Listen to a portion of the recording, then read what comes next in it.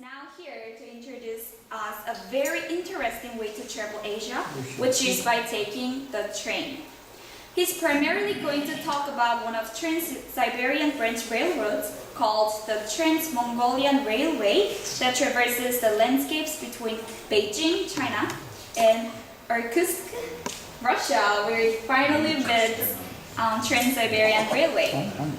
Well, are you all excited to hear from today's speaker? Yes. Then let's please welcome you with a big round of applause.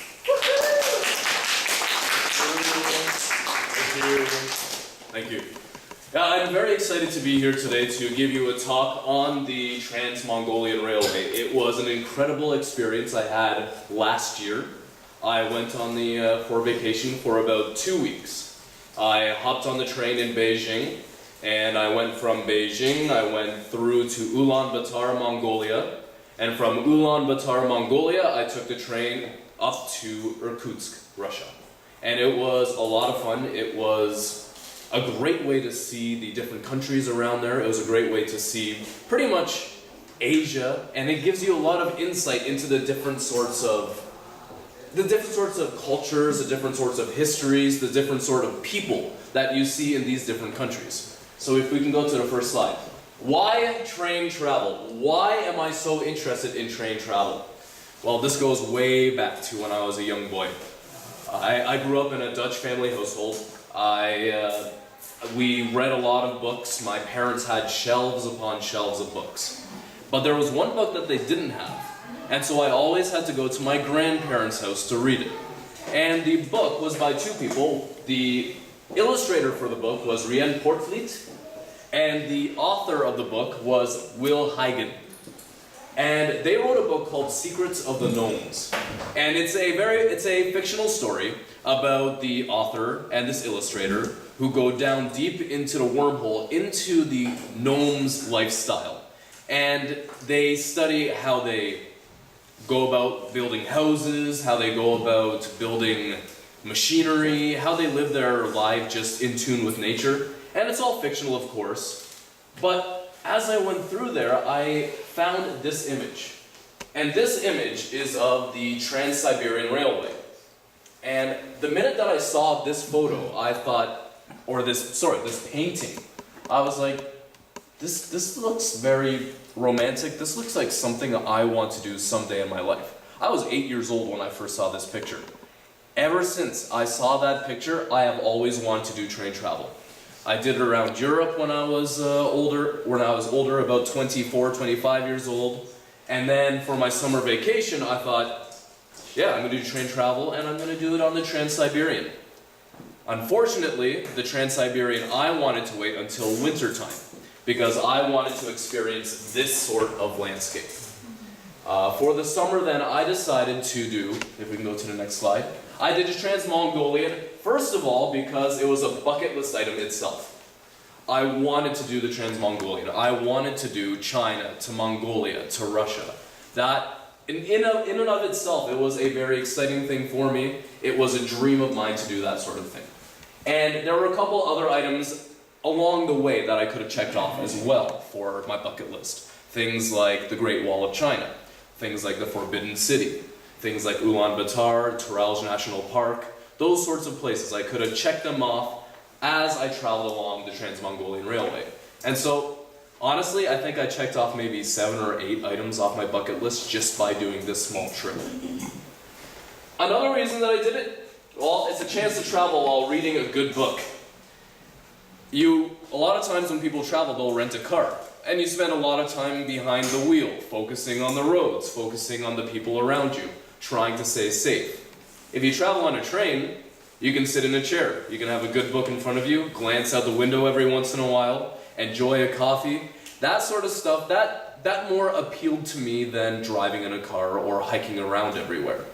And so I went on there with a copy of Frank Herbert's Dune, and I read the whole book clean through. All about 700 or 800 pages. It was a great way to travel. Whenever I pick up that book now, I always have fond memories of the Trans-Mongolian trip. Gorgeous scenery.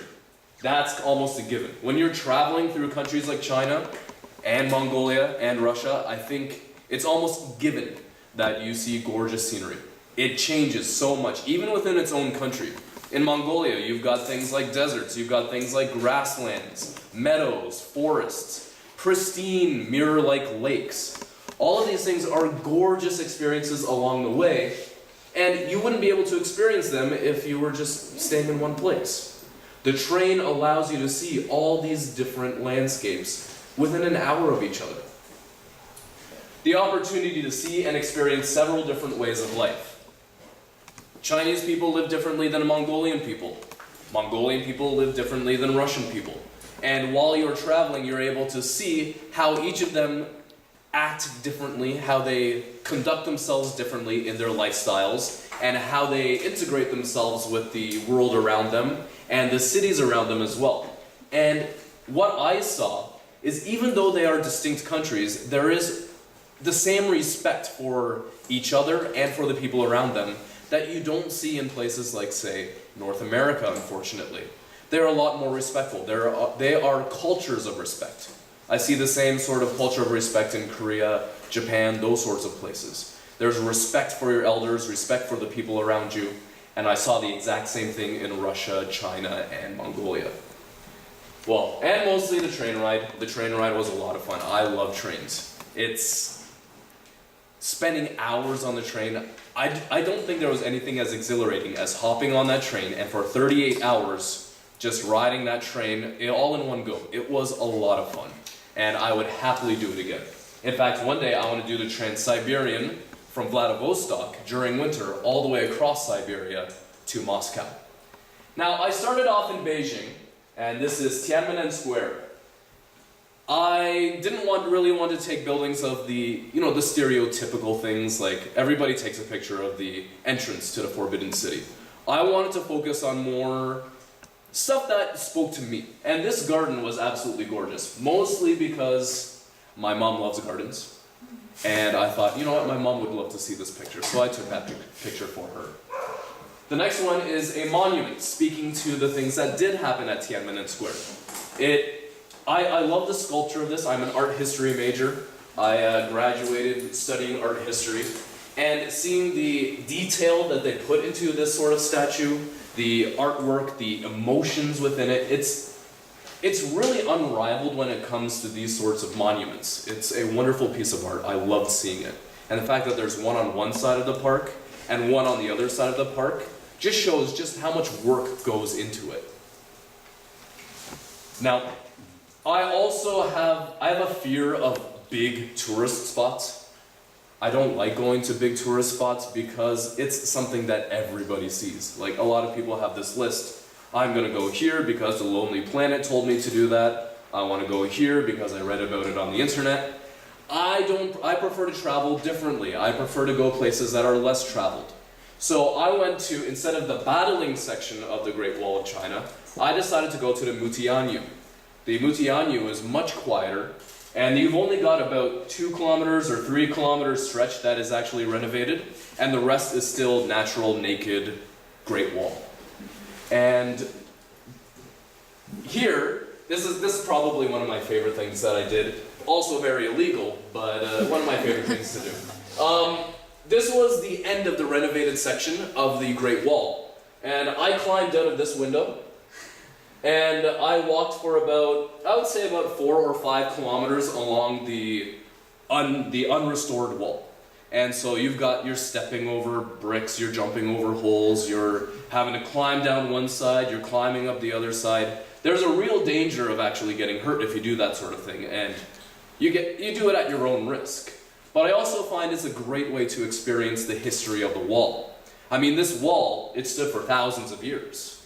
And it's a great way to really see the history of a place, and I don't know, I liked being away from the crowds. I liked being by myself, sitting on a piece of history, and just enjoying the landscape around me. I mean, you look at the vegetation. The vegetation is gorgeous, it was lush, it was green. It was an amazing place to see. And I would recommend, don't listen to signs when you travel. If there's a sign that says don't go here, Yeah, of course, if it's a waterfall, don't go jumping over the waterfall. But with the Great Wall, if it tells you don't go past this point, maybe even for a kilometer, go past there, because you know it's not that dangerous. And you actually get to see a piece of the wall that's a remnant of history that hasn't been touched by human hands for such a long time. It's been overgrown, and it's a beautiful thing to see. And I thought this was funny. As I was coming back down from the Great Wall, this was a little rest stop waiting, as you waited for the bus to bring you back to Beijing proper. This was a little Korean restaurant they had at the base of the Great Wall there. And somebody had decided to decorate the walls with the Hahui masks and stuff like that. And I thought it was really interesting to see that. I thought, you know what, just to show the people back in Korea, I'm going to take this picture. And I'm really glad I did, because I actually could throw it into this presentation and show that there is a little bit more of a relationship between China and Korea than people first think. I mean, there's a historical, but there's also cultural things as well. Now, I did go to a big touristy place. I went to the Forbidden City, but the Forbidden City is one of those bucket list items for me. I really wanted to see it. If anybody doesn't know about it, it was a place that was pretty much prohibited for the public to enter for, I don't know, for most of its existence. Women couldn't go in there unless they were concubines to the king or the emperor. The public wasn't in there unless they were going to be serving the emperor in some way as a consul or as an advisor or as some sort of servant in some way. And nowadays, they've changed the name from Forbidden City, because that sounds kind of, it scares people away. They changed the name from Forbidden City to the Palace Museum. And it was huge. It was amazing. It definitely was a city. And going there and seeing all the different buildings, pretty much untouched, like they were renovated in small spots, but the pristine condition that they were kept in, it really spoke volumes to how much the Chinese people, at least in Beijing, really value history and really value the roots of their kingdom, the roots of their nation. And it's really the same thing that I see with Korea as well. There's this respect for the roots of their history. And I see a lot of similarities, and it's quite amazing to see that sort of thing. Now, this was interesting because it's a mix between a dragon and a turtle. And normally you think dragon, swift, strong, powerful creature, turtle, slow, not very menacing. But together it looks like a really terrifying creature. I would not want to run into that somewhere. And I thought it was a really cool picture just because it shows that there's the respect for the turtle, respect for the dragon, and bringing them together really brings an idea of fusion, and that is really what the Chinese did. They brought a fusion to the world between sort of the Eastern ideals and a monarchy and empire, and they brought them and they melded them together, and I saw this as kind of representative of that. Now, there were a couple other places I went to. This is a Lotus Park. It was a beautiful park, the one on the left, where you could walk across bridges, you could just walk around an entire pond. There was an island in the center, bridges going across there. The entire lake was pretty much full of lotus flowers. They sadly hadn't bloomed. They were past blooming time at that point, but it still was a beautiful sight to see. And as I was walking back to my hostel where I was staying for the night, I caught a glimpse of this, just a watchtower, just on the edge. It's not a main building, there's nothing truly special about it, it's just a guard tower for the Forbidden City. But seeing it lit up in that way with the dusk just falling behind it, I thought it was an inspiring photo, and I really wanted to grab that. Then, after spending 4 days in Beijing, I decided to hop on the train, boarded in Beijing. I traversed 38 hours. It's a trip to Ulaanbaatar, Mongolia. Now, something to be said before we go on. It took probably about 5 or 6 hours to have to go through customs, and I'll explain why in a little bit. But it was a tremendous trip. I met some wonderful people on the train. There are different cars that you can stay in. Here's where we see on the side of the car, it has the Beijing there on the far left, Ulaanbaatar in the center, and Moscow on the far right. And that's telling you that, yeah, this is the Trans-Mongolian train. This is going to take you all the way to Moscow. And this is the place where I stayed for 38 hours. It's a second class 4-berth. So 4 people slept in that chamber, in that cabin. There was an elderly Englishman who slept on the bottom bunk. I slept on this bunk up here. And then I met a wonderful couple from New Zealand who were doing the exact same trip as me. And we all got along great. We discussed our experiences traveling, and we really just hit it off. And that's what makes train travel so amazing, I think, is you can sit down, you can talk with random strangers. And travel as a whole is all about that, isn't it? It's about meeting random people from random countries and really hitting it off because you are sharing the experience of travel. Now, this was a lot of fun. These are free meal tickets. On the Chinese side of the rails between Beijing and Ulaanbaatar, you got free meals. You got a free lunch, you got a free dinner, and they were really good. They were actual, legitimate Chinese food. They were prepared in the meal cart, they were brought out, you've got your Szechuan, you've got all your different kinds of dishes that are placed in front of you, and it was traditionally made, it was traditionally tasting, it was fantastic. And the same thing with dinner. And they really showed this respect for vegetables, respect for the meat. Instead of having, a steak, potatoes and stuff like that, it was more of it's a balance of everything. And that's something I really appreciated about the food out there, is it's not just your meat, potatoes and stuff like that. It's a balance between meat. Meat is not a portion, meat is a condiment to add to the rest of the meal. Next one. These are some of the pictures I took out of the train. My camera, my good camera, my DSLR, I wasn't about to hang it out the window. And so I just took my camera phone and I held it up against the window. And this is a tiny little village. And imagine my surprise when I left Beijing. Beijing is a very heavily populated city. I left there, and 45 minutes out of Beijing, there's all these mountains just jutting out of the landscape. And there's this tiny little town nestled in there with the train that goes next to it. Right there you've got a hospital, you've got a school over here. And that's really it. It's very similar to these smaller towns in Korea. People living off the land, like this. Can anybody guess what this sort of thing is? What kind of plants those are? What kind of crop you would gather from that? Grapes. Yeah, it's grapes. These are grapevines. And so China actually produces its own wines, and we passed through on the Trans-Mongolian, we passed through a winery. But this winery wasn't just one winery, it was probably, I'd say, 20 or 30 different wineries all lumped into one area. And seeing all those grapes, I thought, all the preconceptions I had of China are shattered now. I didn't think that there was going to be a lot of winery and stuff like that. I thought it was going to be more rice terraces, but no. Lots of grapes, lots of other stuff like that. It completely changed my mindset of how the country operates. While we were in the train, of course, night fell, and at this point, I will confess, I did hang out the window with my camera, and I snapped as many pictures as I could of the sunset.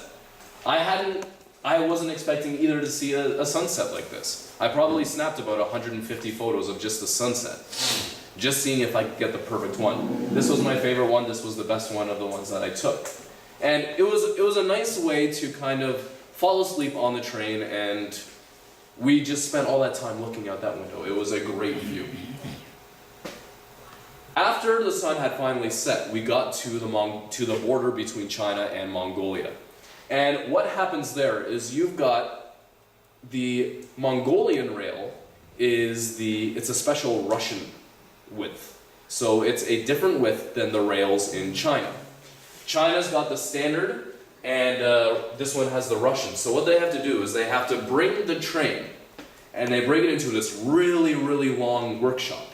They bring the train in half, so bring the two halves right next to each other, and they have these machines. You can see them on the far left there, those orange pillars. What they do is they lift the entire train, all the cars, everything off the ground, and they basically remove what are called the bogies.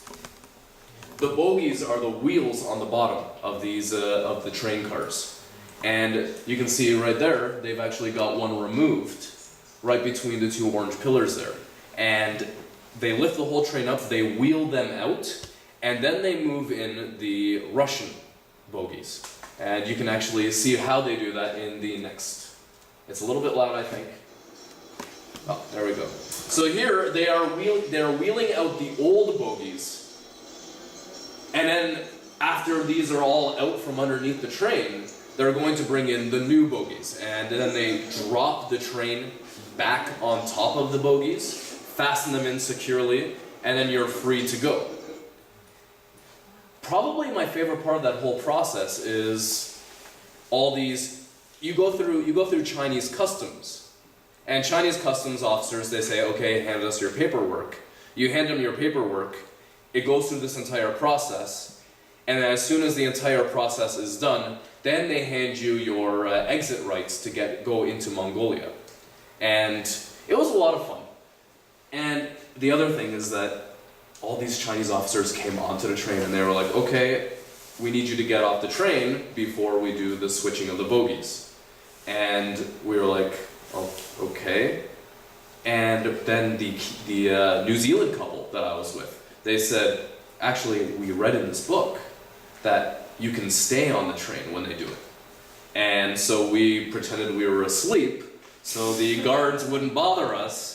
And when they wheeled the train into the shop, we sat up and we watched the whole process happening. Everybody else on the train had the exact same idea. Nobody had gotten off of the train. Everybody was walking around in the train while it was lifted off the ground. It was funny to see, and it was really interesting to see how they do that sort of switchover. Now, this is after we had entered into Mongolia, and we were going through the plains of Mongolia. The landscape was very, very different. You've got your rolling hills, just gorgeous. And here I was hanging out the side of the train, and I almost got hit by a pole. But I was hanging out the side of my camera, and I was able to snap a picture of the train going around the corner. I thought, you know, it's kind of worth the danger. I would like to get that photo. It would be good to get it. And then we arrived in Ulaanbaatar, and the first thing that I saw, you can't escape him. It's Sai. The first thing I saw when I got off the train, I was like, oh my goodness. And then I found out why. I found out why Sai is famous there. It's because there are many Koreans living in Ulaanbaatar. Actually, I had a really funny experience. I went into a little corner shop and I found all these otogi products. And I was like, okay, well, this is interesting. And then I kept on looking around. I couldn't find one Mongolian-made product on the shelf. It was all Korean products. And then we started talking. I said, "Annyeonghaseyo." I said it in Korean. They're like, oh, how do you know Korean? And I said, oh, I'm a teacher in Gwangju, Korea. And they said, well, we're from Gwangju. And that caught me completely off guard. I was like, wow. Even when I go to Mongolia, I can't escape Gwangju.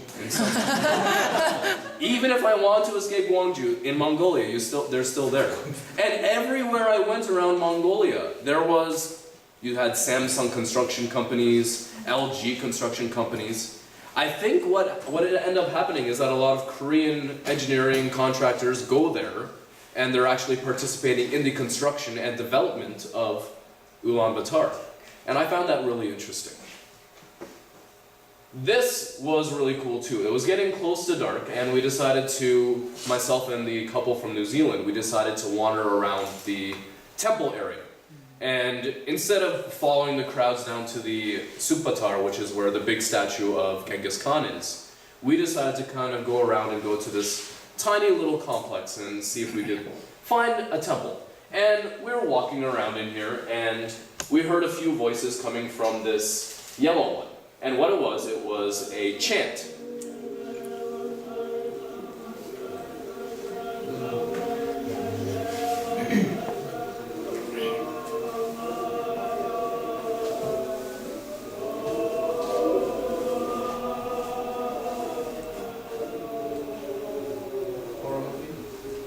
It's not a horror movie. It sounds like it's a Mongolian Buddhist prayer. And again, I did something I probably shouldn't have. But I went in there and I sat down to kind of witness how they would have done this process, this whole traditional prayer and stuff like that. And I had my phone in my pocket on record, just so I could remember the sound of what I experienced within that temple. It was really interesting to watch that. There were people walking around with incense, there were prayers being said, there were instruments being played. It was a wonderful process to watch. And very different than, say, how the Chinese worship. And it's very, very different between the two, and yet somehow still the same. They have the same respect, they have the same level of connectedness with religion, with their beliefs. Right? The next one. This was pretty much when the sun was setting. We found this one. Sad story, this temple is actually going to be torn down. There's a little panel off to the right side, off the photo. And what they're going to do is they're going to rip down this complex, the complex we just saw beforehand, and they're going to replace it with a much flashier Vegas-style monument. It's going to be a giant statue of a Buddha, and when I saw the plans for that, it grieved me a little bit to see that, because you've got such historical buildings like this, and they're going to be ripping them down to replace them with a thing that's not Mongolia at all. And what I wish they would do is I wish they would respect their history and keep this instead of putting up flashy stuff. And so I was really glad that I was able to see the Ulaanbaatar before this big flashy thing went up.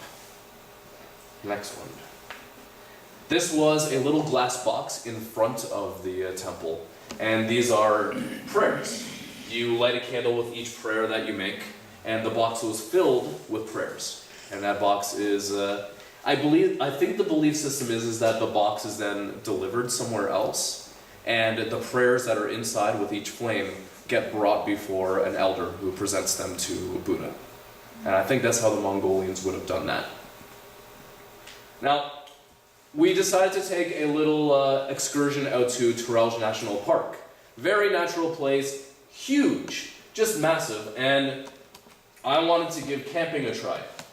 So I had my backpack with its tent and everything, and I pitched my tent up on the top of a hill. It was hard hiking. It was really heavy backpack. And I had nothing but ramen and water to keep me sustained during that whole thing.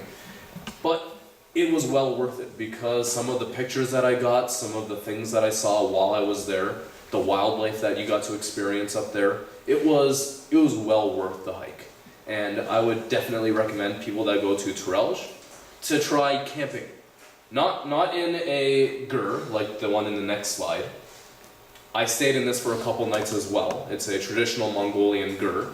On the inside you sleep on the floor, underneath on blankets of cowhide, and you've got like sheep wool fabric that you pull over yourself. But I also wanted to try the camping. I really wanted to do astrophotography, which is you stay up all night and you take photos of the stars and the Milky Way, but I didn't get a single clear night while I was up there. It was cloudy the entire time. And I ended up staying in these because we had thunderstorms. These don't really protect you from thunderstorms though, because they are open at the bottom. So while I was sleeping on the ground, some squirrels went running through there, Some bunnies went running through there. I had beetles in my hair. And when it rained, the water went right through and soaked you, right through your clothes.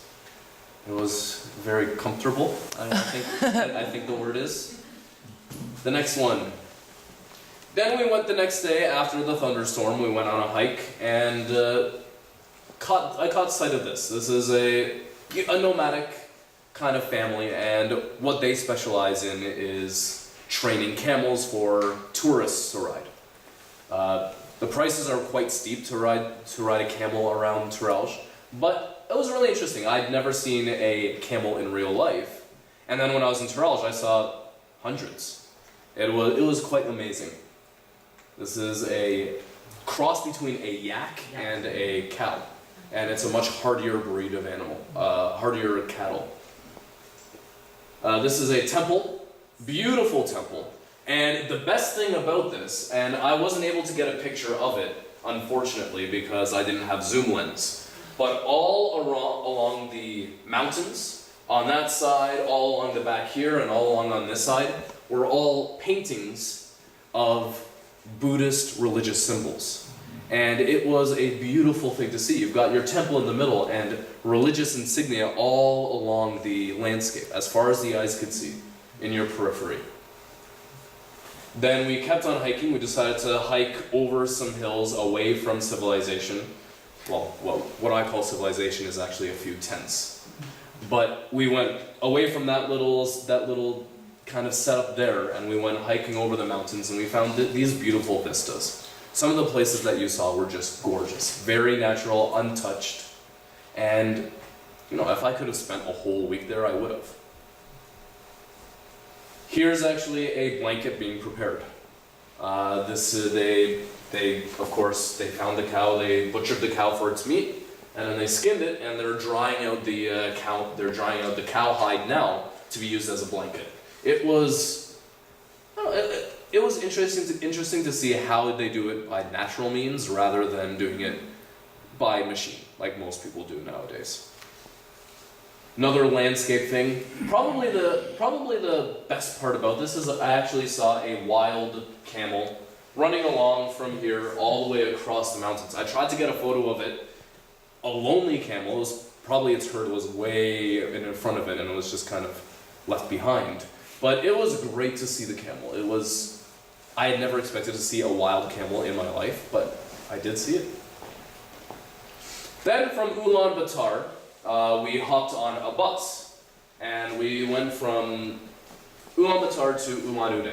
Now there's one thing I have to tell you, the reason I did the bus instead of the train is because I read that the border crossing between Mongolia and Russia is a lot more painful on a train than it is on a bus. You can just hop across quite quickly when you're on a bus, but on a train it takes probably somewhere up to like 5 or 6 hours again, because Russian security is notorious for being very, very, very thorough and very intimidating as well.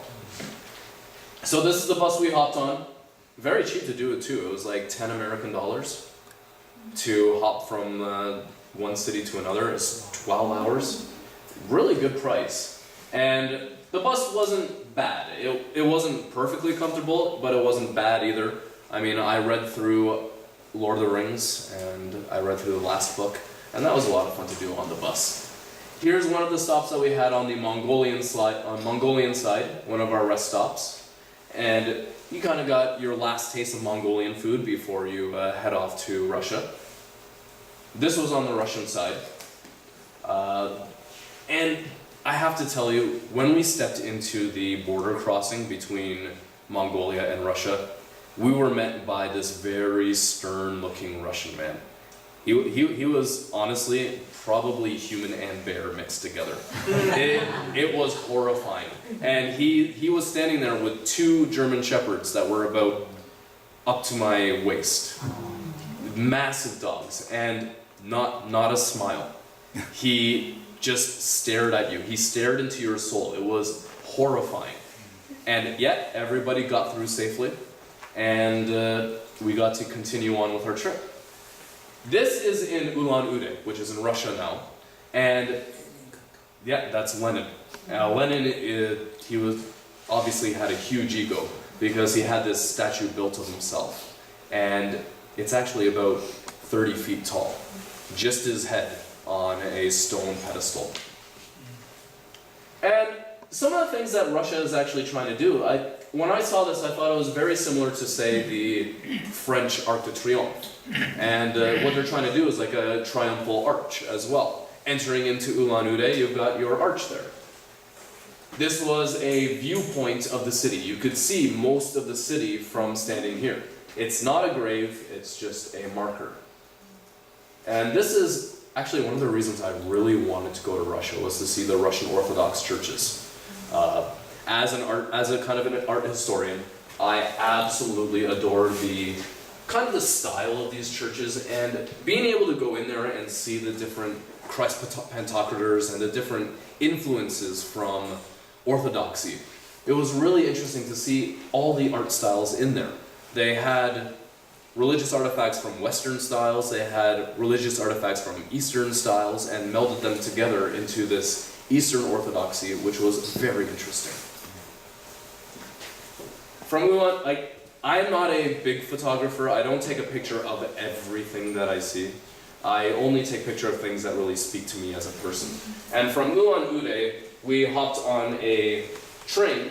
I decided to take third class. I did second class when I was between Beijing and Ulaanbaatar. So I decided to see what third class was. And third class is, I don't know how else to say it.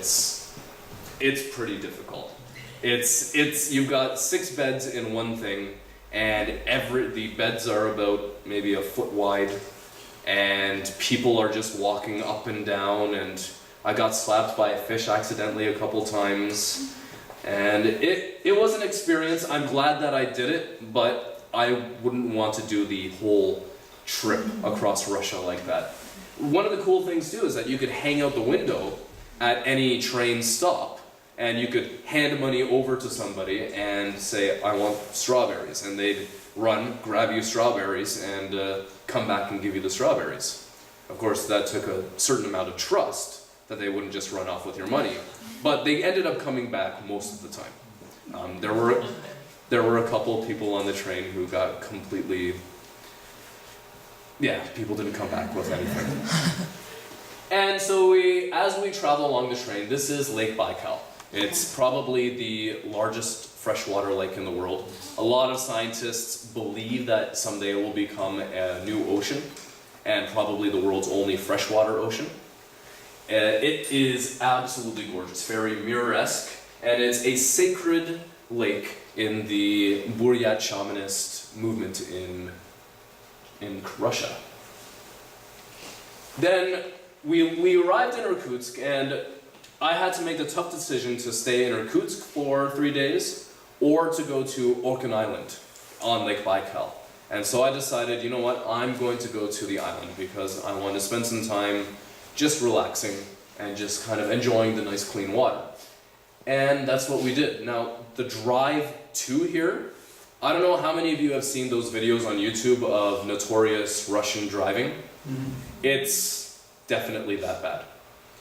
We were driving down a road and we were passing somebody on the left, and then a car was coming in the oncoming traffic, and instead of moving into the next lane or slowing down, he pulled onto the left-hand shoulder and kept on driving at the same speed on the left-hand shoulder, and then merged onto the oncoming traffic, and then merged into the regular side. And meanwhile, everybody in the truck is just going, holding onto their seats. Everybody's got white knuckles. But we did safely get there, and we got to that town, and this is the ferry that takes you across from the mainland to Orkan Island. And Orkan Island is actually quite big. It's a sacred island because it's in the middle of a sacred lake. And one of the things you can see, the reason that it is sacred and that you can tell it's respected is because of these shaman poles. These are shaman poles from Buryat shamanism. It's a pantheistic religion, and they believe that these shaman poles will keep away evil spirits, that the island will be protected from evil spirits because of these poles. This is another sort of religious thing. This is a labyrinth made of stones. I mean, I guess it's the worst maze in the world because you could just kind of step across to the middle. But the way that you're actually supposed to do it is there's a little entrance right here. And you step through there and you're supposed to follow the maze all the way to the center, meditating as you do it. And what that is supposed to do is relax your mind. It's supposed to focus you on the task at hand. And as you do it, you realize more purpose, you realize better focus on the life ahead. This was a little vantage point I had. I decided to relax for a couple hours while reading a book, and it was gorgeous. I loved the color of the lichen, loved the color of the rocks, and that pristine white beach. I mean, it looks like the ocean, but it's not. It's a gigantic freshwater lake. I woke up 3 o'clock in the morning and decided to snap photos of the sunrise over the lake, and that's my camera there. And it was interesting. It was dead quiet. Nothing. Absolutely no sound. It was just the water lapping up against the rocks. This is the village on Orkan Island. It's really the only village there. You've got tinier little ones interspersed across the island. This is the biggest one, and the one where really tourists spend the most time. And everywhere you looked, you could tell that it was just a lifestyle that was lived just for fishing and for subsistence. There weren't very many creature comforts here. It was all just things to help them get along in life. Just for the basics. This was the last day. I decided to snap some artsy photos, and this is one of them. Beautiful mirror-esque lake, very clear. Actually, the water is so clean that you can dip a cup in there and drink right out of the lake. There's nothing to worry about. You can drink right out of the lake. It was amazing. Water tasted great.